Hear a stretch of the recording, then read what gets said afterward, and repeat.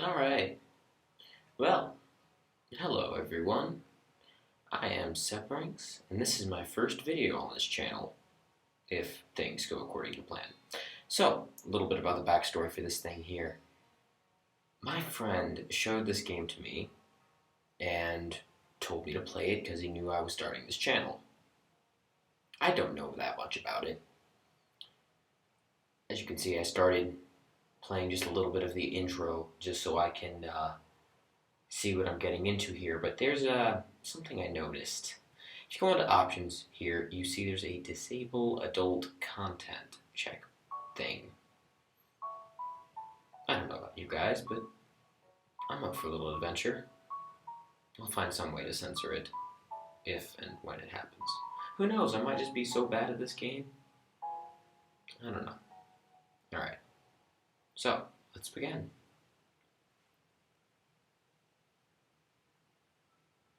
A light breeze causes the naked branches overhead to rattle like wooden wind chimes. This is a popular retreat for couples in the summer. The deciduous trees provide a beautiful green canopy, far out of sight of teachers and fellow students. But now, in late winter, it feels like I'm standing under a pile of kindling. I breathe into my cupped hands and rub them together furiously to prevent them from numbing in the cold. Just how long am I expected to wait out here anyway? I'm sure the note said 4 o'clock p.m. The main character's name is Hisao. Ah yes, the note, slipped between the pages of my math book while I wasn't looking. As far as cliches go, I'm more of a fan of the letter in the locker, but at least this way shows a bit of initiative. As I ponder the meaning of the note, the snowfall gradually thickens. The snowflakes silently falling from the white painted sky are the only sign of time passing in this stagnant world. Their slow descent upon the frozen forest makes it seem like time has slowed to a crawl. The rustling of dry snow underfoot startles me, interrupting the quiet mood. Someone is approaching me from behind. Hi, Hisao? You came? A hesitating, barely audible question.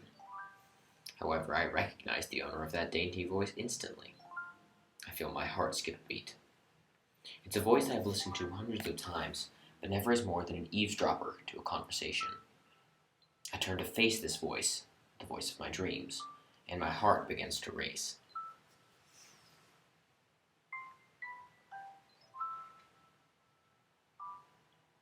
Ibanako? I got a note telling me to wait here. It was yours? Dang it, I spent all afternoon trying to come up with a good line, and that was the result. Pathetic.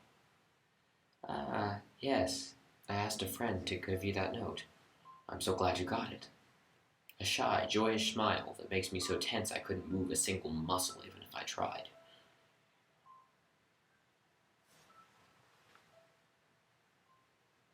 My heart is pounding now, as if it were trying to burst out from my chest and claim this girl for itself. So, here we are, out in the cold. Once again, the wind stirs up the branches. The cacophonous noise is music to my ears. Iwanako flinches ever so softly against the gust of the wind. As it passes, she rights herself, as if supported by some new confidence. Her eyes lock with mine, and she lazily twirls her long, dark hair around her finger. All the while, the anxious beating of my heart grows louder. My throat is tight. I doubt I could even force out a word if I tried. You see, I wanted to know if you'd go out with me. Red pulsating thing on the screen. I stand there, motionless, save for my pounding heart. I want to say something in reply, but my vocal cords feel like they've been stretched beyond the breaking point. This music is amazing. Hisao? I reach up to try to massage my throat, but this only sends spikes of blinding pain along my arms. Hisao? My whole body freezes, save for my eyes, which shoot open in terror.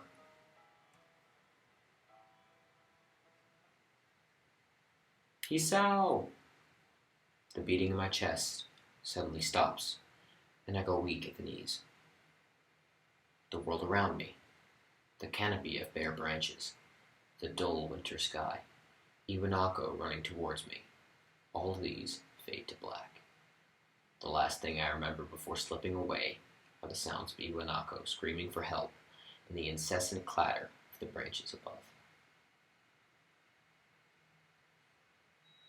Okay, that's all I played. All this is now a surprise.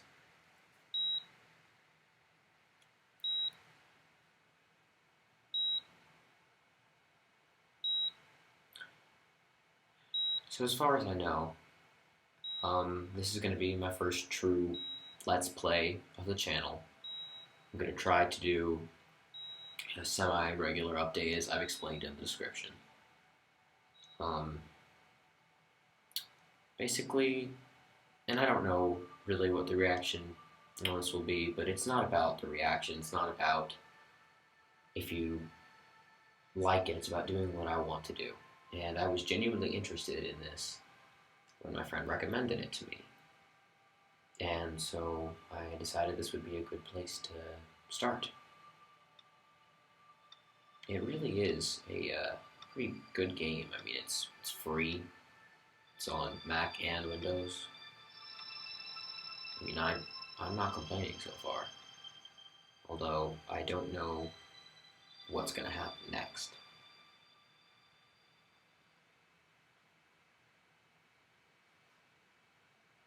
It's been 4 months since my heart attack. In that whole time, I can probably count the times I've left this hospital room unsupervised on one hand. 4 months is a pretty long time when you're left alone with your thoughts. So, I've had plenty of time to come to terms with my situation. Arrhythmia. A strange word. A foreign, alien one. One that you don't want to be in the same room with. A rare condition. It causes the heart to act erratically and occasionally beat way too fast. It can be fatal. Apparently, I've had it for a long time. They said it was a miracle that I was able to go on so long without anything happening. Is that really a miracle?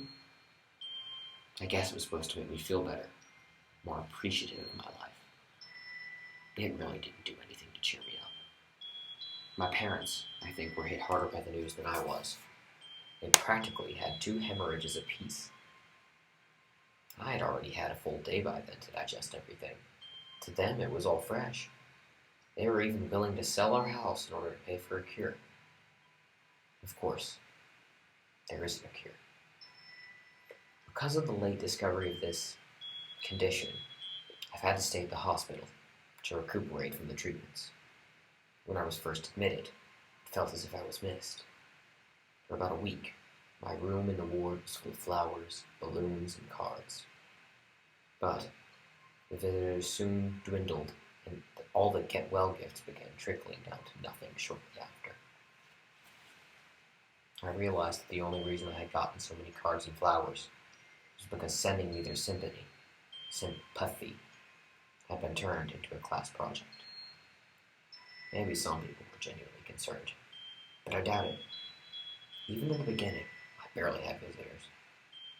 By the end of the first month, only my parents came by on a regular basis. Iwanako was the last to stop visiting. After 6 weeks, I never saw her again. We never had that much to talk about when she visited anyway. We didn't touch the subject that was between us on that snowy day ever again. The hospital? It's not really a place I'd like to live in. The doctors and nurses feel so impersonal and faceless. I guess it's because they're in a hurry and they have a million other patients waiting for them, but it makes me feel uncomfortable. For the first month or so, I asked the head cardiologist every time I saw him for a rough estimate of when I'd be able to leave. He never answered anything in a straightforward way, but told me to wait and see if the treatment and surgeries worked. So, I idly observed the scar that those surgeries had left on my chest slowly change its appearance over time, thinking of it as some kind of an omen. I still ask the head cardiologist about leaving, but my expectations are low enough now that I'm not disappointed anymore when I don't get a reply. The way he shuffles around the answer shows that there is at least some hope. At some point, I stopped watching TV. I don't know why, I just did. Maybe it was the wrong kind of escapism for my situation. I started reading instead. There was a small library at the hospital, although it was more like a storeroom for books. I began working my way through it, one small stack at a time. After consuming them, I would go back for more. I found that I liked reading, and I think I even became addicted. I started feeling naked without a book in my hand. But I loved the stories. That was what my life was like. The days became increasingly harder to distinguish from each other, differing only by the book I was reading and the weather outside. It felt like time blurred into some kind of gooey mass I was trapped inside, instead of moving within. A week could go by without me really noticing it. Sometimes I'd pause in realization that I didn't know what day of the week it was. But other times, all the things that surrounded me would painfully crash into my consciousness through the barrier of nonchalance I had set up for myself. The pages of my book would start to feel sharp and burning hot, and the heaviness in my chest would become so hard to bear that I had to put the book aside and just lay down for a while, looking at the ceiling as if I was going to cry. But that happened only rarely, and I couldn't even cry. Today, the doctor comes in and gives me a smile. He seems excited, but not very. It's like he's trying to make an effort to be happy on my behalf. My parents are here. It's been a few days since I've last seen them. Both of them are even sort of dressed up. Is this supposed to be some kind of special occasion? It's not a party. There is this ritual the head cardiologist has. He takes his time, sorting his papers, then setting them aside as if to make a point of the pointlessness of what he just did. Then he casually sits down on the edge of the bed next to mine. He looks me in the eyes for a moment.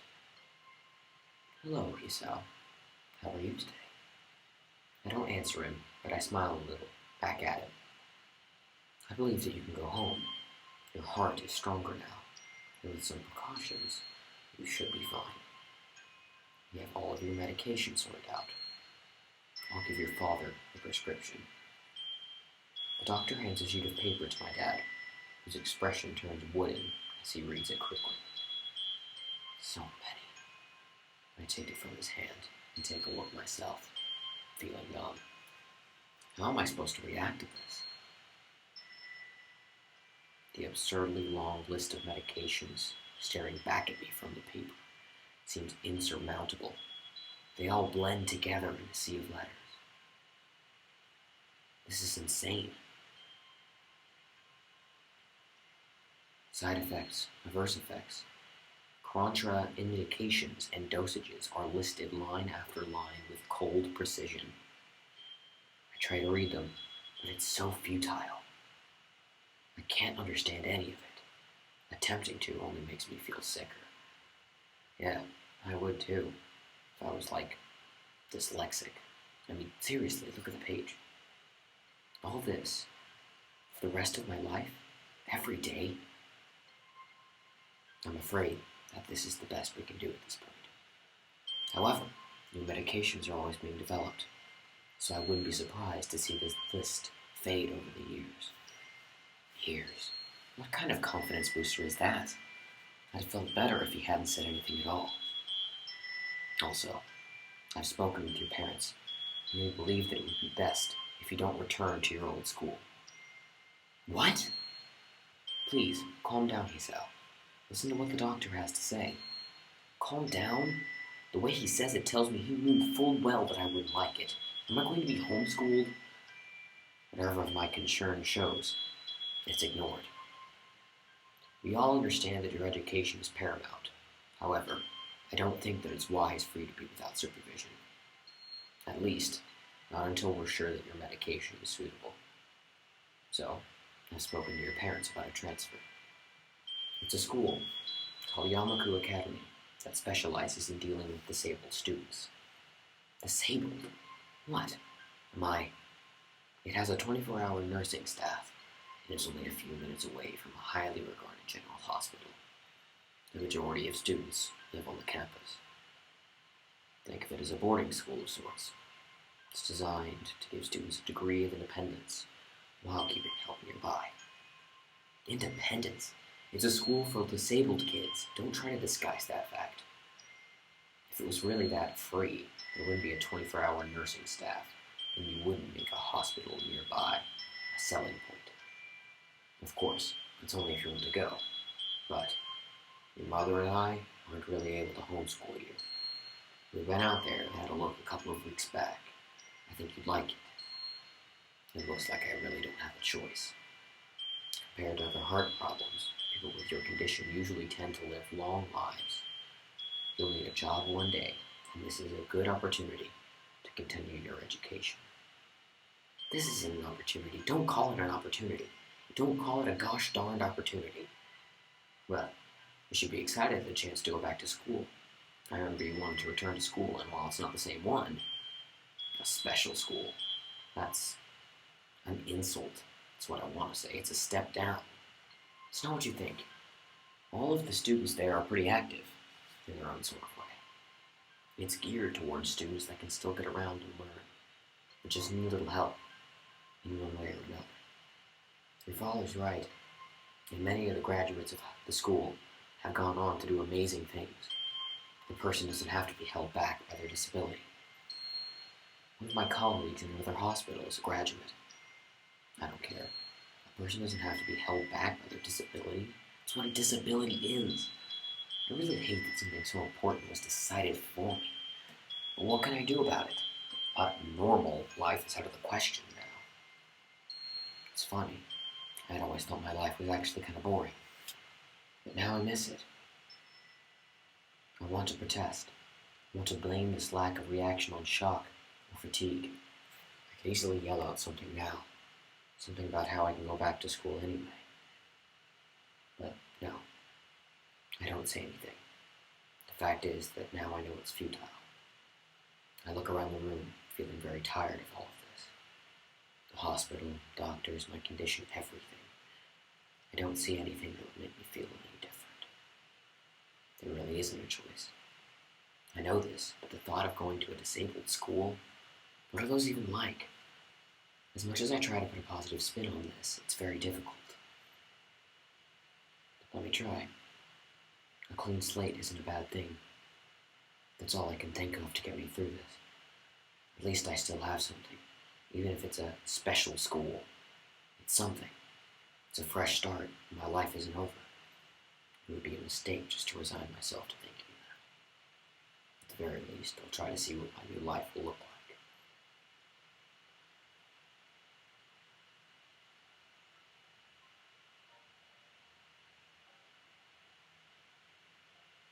Act 1. Life expectancy. So that image, I assume, is the main character. Alright, so let me go ahead and see progress here. The gate looked far too pompous for what it was. In fact, gates in general seem to do that, but this one especially so. Red bricks, black wrought iron and gray plaster, assembled into a whole that didn't feel welcoming at all. I wondered if it looked like what a gate for a school should look like, but I couldn't really decide. Probably no. Of course, I didn't want to get stuck on thinking about the gate for too long, so I entered through it with a brisk pace. It felt surprisingly good. Yeah, it'd be kind of odd just to think about a gate. Are you sure you aren't just challenged with your heart, man? Because I know people for that. I can help you. Moving forward feels good. So I walk towards the main building of Yamaku Academy with this brisk pace. I'm alone, as my parents are taking my stuff to the dorms, and there's supposed to be someone waiting for me. The grounds are incredibly lush, filled with green. I like the art style of this. It's like kind of photos, kind of not. Obviously not hand-drawn.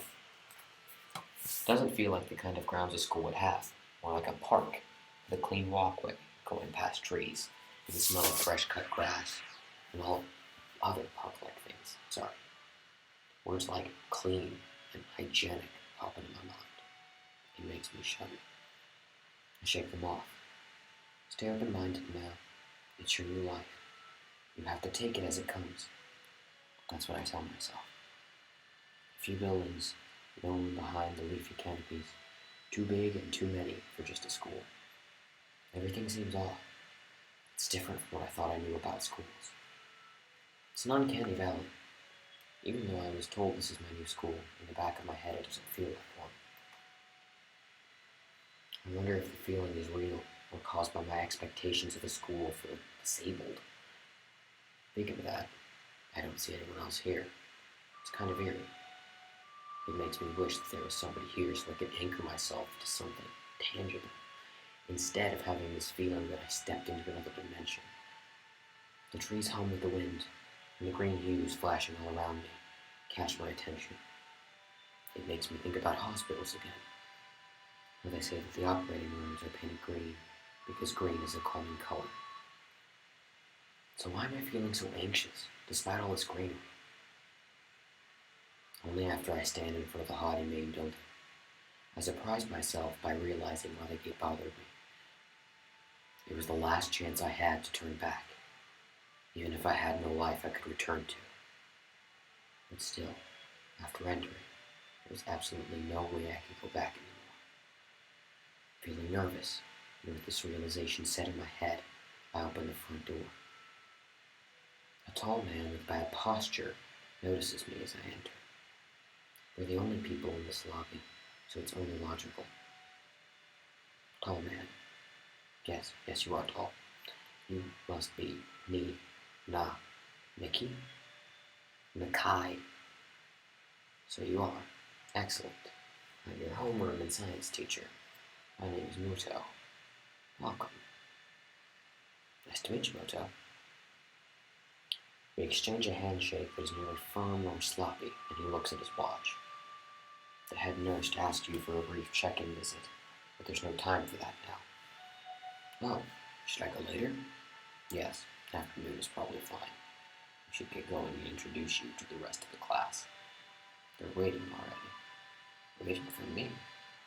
I don't really like being the center of attention, but I guess it's inevitable in a situation like this. Somehow, not knowing what is waiting for me makes me feel really nervous. Thinking of this, I almost missed what the teacher was saying. Do you want to introduce yourself to the class? Also, these are checked. I don't know why they're checked. Why are they checked? I guess that's just the default look for the options pane. Okay.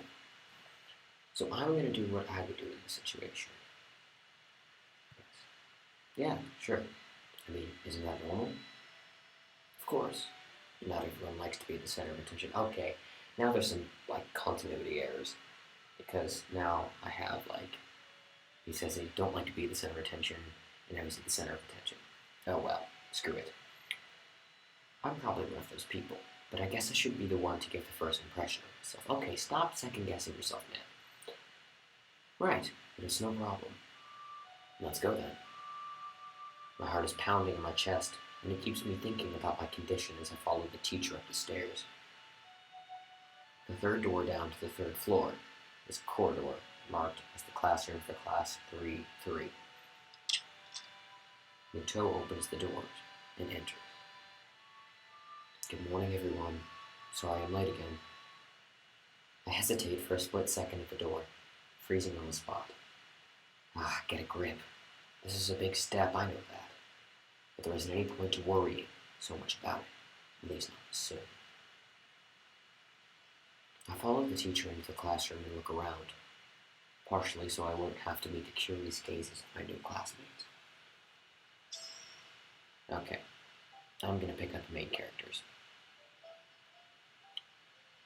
Third row, girl covering her face. That's one of the main characters. It's pretty spacious. The ceiling is unusually high and there's lots of space left over and around and in between the desks. An entire wall taken up by blackboards and high, old-fashioned windows only make it seem larger. Students' desks are just standard wooden frames with a shelf underneath for books and wooden chairs with metal frames. Simple and official. I stop walking in front of the classroom and face the other students. They all look normal, like students in any other school. But then why would they be here? So I see one of them has a cane. The other one has a really far-off look. And that girl has some kind of marking on her arm. Don't really know what that is. They're probably like me and have something wrong with them, only it's just not immediately obvious. Marking girl, again. Then I noticed that one of the girls seems to be missing the thumb of her right hand. Jarring. Oh, that girl with the brownish skin has a stump. Alright, new main characters. Pink hair, blue hair with glasses. They're me. Guarantee you. And then there's that one guy in the back of the room. I feel bad for him. He doesn't look too healthy. Despite the natural tendency to listen when someone's talking about you, I tune out the teacher's speech halfway through while he introduces me to the class. I notice a flash of dark hair and see that someone is noticing me. A girl with really long, straight hair that's pretty eye-catching. As she sees me looking back at her, she covers her face with her hands to simply make her invisible. That's the girl who's covering her face with the hand that has the markings. There's one boy with a cane leaning against the lockers at the rear of the class. It's weird seeing someone so young with a cane. Okay, noticed him. Another girl seems to be making some weird hand motions. Sign language. Okay. So, the main interests are going to be people with disabilities. Okay. She peers at me over the rims of her glasses. Okay, so that's blue hair, glasses girl. Then goes back to whatever she's doing. She's kind of cute. So is the cheery-looking girl with pink hair sitting next to her. She's really hard to miss. I know that. I don't know how I didn't notice her the moment I walked in. Please welcome our newest classmate. He claps his hands, and so does everyone else, except one girl in the first row who has only one hand. I cringe a little, but hide it by bowing in thanks for this applause I did not deserve. A collective silence tells me that I should open my mouth now. So, I'm Hisao Nakai. After that, my hobbies are reading and soccer. I hope I get along well with everyone even though I'm a new student. And after that, I'm being so boring. This is exactly like every self-introduction ever. Just say something more exciting. I end up saying nothing, and the teacher picks up from there. Everyone seems to be satisfied even with what little I said, though. A few girls are whispering to each other, throwing glances at me. It could have gone worse. I listen to the teacher as he drones on about getting along while letting my gaze sweep across the classroom. Everyone seems to be listening to him intently, and when he's done, they clap their hands again, which feels like a weird thing to do. The first row girl claps on this round, with one hand against her other wrist that ends in a bandaged stump. Oh, it makes me feel a little bad. Me too, man. We're going to be doing some group work today, so that'll give you a chance to talk with everyone. Is that okay with you? Yeah, it's fine with me. That's good. You can work with Hakamichi. She's the class representative. Okay, so here we see the traditional high school setup. There's going to be the tsundere one, the class representative, the really shy one, the really outgoing one, and the really athletic one. She can explain anything you might want to know. And who else would be able to do that better, right? Right. How can I know? The teacher passes out the day's assignments and announces that we will be working in groups of 3. It hits me that I don't know who Hakamichi is. Slow. The teacher seems to catch my helpless expression. Oh, right. Hakamichi's right there. Shizune Hakamichi. So, pink hair is Shizune? Shizune? As he calls out her name, the cute, bubbly-looking girl with the bright pink hair and gold eyes waves her hand at me. I take a seat next to her, by the window. Hey, I guess you're Hakamichi, right? It's nice to meet you. Ha ha ha ha. What? I'm caught off guard by her laughter. Me too. I can already tell this character is going to be really odd to act out. It's nice to meet you too. But, Misha, I'm not Michi, I'm Misha. This is Hakamichi. Shi-chan. Giggling, Misha points to the girl sitting next to her, the one I saw using sign language before. Okay, so she's deaf or mute. It looks like she has been staring at me this whole time. She nods once nonchalantly to show that she acknowledged my presence, but only barely. She has short, yet carefully, neatly brushed hair. A pair of oval-shaped glasses balanced on the tip of a dainty nose, and dark blue eyes that seem to alternate every few seconds between analytical and slightly bored. It's nice to meet you. I'm assuming she's doing sign language. She immediately looks at Misha, who smiles and makes a few quick gestures with her hands. Hakamichi nods and makes a few gestures of her own. I start to wonder if the teacher was messing with me, saying things like, you'll be able to talk to people, and who better explain things to you. I can see you're a little confused, right? But I understand what you would think I was Shi-chan. Shi-chan is, okay, I cannot say Shi-chan. It's really hard to say, so I'm just going to say Shizune. Shizune. Okay. So I'm the person who translates things back and forth for her. Alright, so she is deaf. I'm like an interpreter. She says it's nice to meet you, too. You're the new student, aren't you? Well, Shizune, of course he is. If he wasn't, he would be standing up there for no reason, right? He seems like a very interesting person, doesn't he? Okay. What's up with her? Is it just teenage girl syndrome, or is it something wrong? We knew there was going to be a new student, but we didn't know you would be here so soon. He-chan, right? Okay, enough with this Japanese nickname honorarial thing. I'm going to say Shizune for Shi-chan and Hisao for He-chan. He-chan? Okay, that one is an exception. Yep, it fits, doesn't it? No, it doesn't. It doesn't. But I say it out loud. It's just a surprise. I've never liked that nickname. I don't really see how. It fits. You look just like I imagined. Ha ha ha ha ha. Yeah, you look just like a Hisao. Alright, screw it. I'm gonna have to do this to make the character, believable. Alright, well, starting from now, you guys cannot criticize my pronunciation because I'm doing this for you. I wonder why everyone seems to think so. Hakamichi taps her fingers on the desk to get Misha's attention. They gesture back and forth to each other excitedly, their hands a blur. Okay, so far, black, blue hair, glasses girl, and pink hair girl are good. Misha seems a little overwhelmed. Sorry about that. Shizune wants you to know that she's the class rep, so if there's anything you need to know, you can feel free to ask her. Gosh dang it, cannot speak today. Do you like the school so far? We can show you around if you haven't had the time to walk around and familiarize yourself with it. Misha stumbles with a hard word a bit, making it stick out in her otherwise fluid translation. Thanks, that'd be pretty helpful. Yeah, I just kind of came straight to class today. Ha ha ha.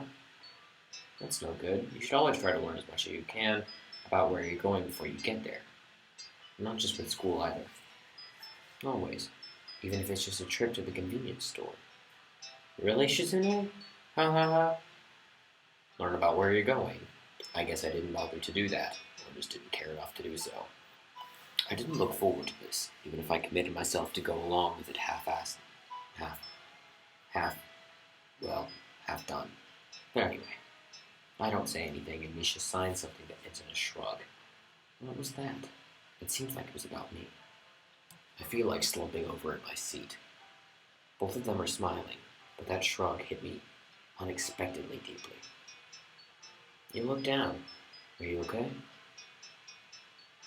Don't take it the wrong way, please. I hate it when people are afraid to ask questions. Some people learn things by asking. Asking for help is perfectly normal. as much as needing help. Stop looking like you just failed a test. Wahahaha. Alright. And another thing. You don't have to call Shi-chan so formal like Hakamichi or class rep all the time. Just call her Shi-chan. How about Shizune? Haha. Okay, maybe that's too casual. Maybe Shizune would be more appropriate. Yes, thank you. I appreciate that. Yep. Shizune is fine. Okay, that'd be a lot easier for me. Me too, Hisao. We brothers. Something. I feel a lot more at ease. Both of them seem so friendly, so I feel like an idiot for being so apprehensive over her. Especially about Shizune, who I assumed would be all business. Well, she still seems just like that. Just less so, I guess. Huh? Oh, right, we haven't even touched the assignment. We should start work now, or Shizune will get mad. The assignment is also kind of long, so we should start now if we want to finish it before the end of class. That too. Shizune glares at the two of us impatiently. I don't need to know sign language to understand that. Okay, I get the message. After class, we can take a walk around the grounds together. It's a nice day today, okay? The assignment is actually very challenging to get through, combining aspects of being both difficult and unnecessarily long. I guess this is science? Still, we finished it a few minutes earlier than anyone else in the class, despite our late arrival. Shizune and Misha. The rest of that was cut off. They're quite different, though. The class rep is calm and professional as she looks, while Misha is a lot more playful and girlish, not to mention a little more easily distracted. To be honest, the two of them did most of the work. I feel guilty about that. The clock tower bells ring, signaling the end of the period. Time for lunch. Without knowing what else to do, I follow Misha, who is beckoning me into the hallway and down the stairs. We descend even below the lobby where I met Muto, down to the bottom floor. Just like everything in this school, the cafeteria seems too spacious and oddly modern in contrast to the classic exterior. Its big windows open to the courtyard, towards the main gate. It's the cafeteria! Alright guys, so that's where I'm going to have to stop for this one. I'm going to go ahead and sign off here. So, as always, be sure to like, subscribe, and comment on the video. Let me know what you think. Give me some suggestions. I tried to make this video a little bit longer as an intro, but if you like, I can split it up into smaller parts or whatever. So, yeah. Have a great day. Bye.